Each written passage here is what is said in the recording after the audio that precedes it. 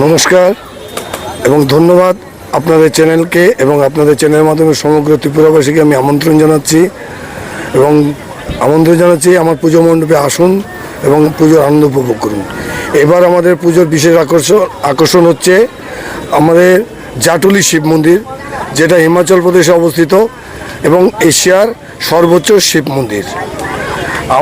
আমাদের একটা ঐতিহ্য, আমরা প্রত্যেক বছরই বড় আকারে পুজো করি, কিন্তু বিশেষ কোনো কারণবশত গত বছর আমরা সেই আকারে পুজোটা করতে পারিনি, একটু ছোট আকারে করেছিলাম।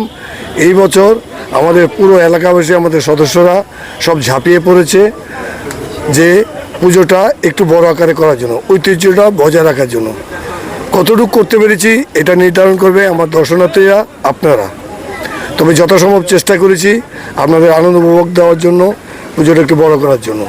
বিচার করবে জনসাধারণ, বিচার করবে ত্রিপুরাবাসী এবং যারা দর্শনার্থী, সমগ্র উত্তর পূর্বাঞ্চল থেকেও অনেক দর্শনার্থী এসছেন, ওনারাই বিচার করবেন পুজোটা কীরকম হয়েছে।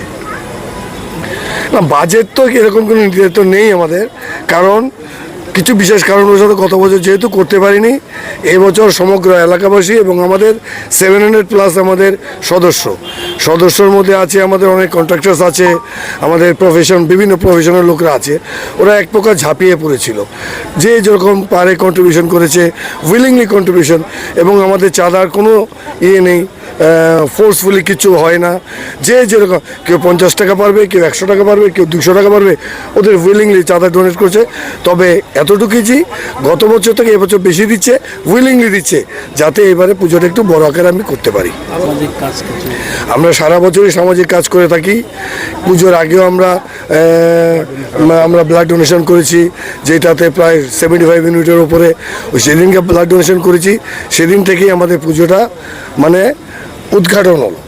হ্যাঁ, এরপরে আমরা বিভিন্ন অরফানেজ আছে, বিভিন্ন বৃদ্ধাশ্রম আছে, আমরা বস্ত্র বিতরণ করেছি পঞ্চমীর দিনে, ইনগ্রেশনের দিনে, এবং সারা বছরই আমরা খেলাধুলা করি, বিভিন্ন অ্যাক্টিভিটিস আমরা সারা বছর এরকম চলতে থাকি।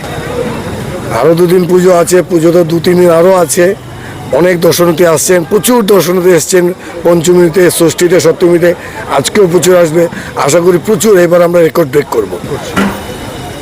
আমরা কতদিন বলতে থাকবে, কার্নিভ্যালের সরকারি নিয়ম মতোই আমরা রাখবো।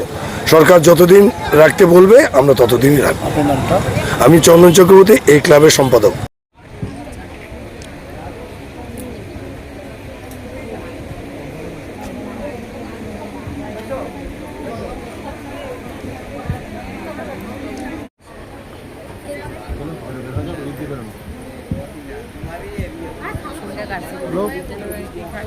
¿Qué?